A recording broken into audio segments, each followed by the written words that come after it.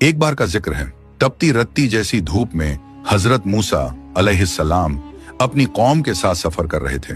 हवा सूखी थी, लोग बेचैन थे और दिलों में एक अजीब सी भारीपन महसूस हो रही थी। क्या आप जानते हैं, जब इंसान बार बार हक से मुंह मोड़ता है तो उसके दिल की रोशनी कम होने लगती है। उस वक्त मूसा अलैहि वसल्लम ने महसूस किया कि कौम को एक गहरा सबक चाहिए।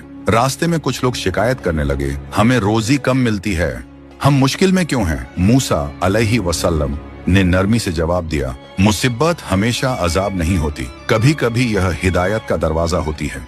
लेकिन लोग फिर भी बेचैनी में डूबे रहे। फिर एक दिन आसमान पर काले भारी बादल छाने लगे, बिजली गरजी, हवा तेज हो गई और कौम डरकर एक दूसरे को देखने लगी।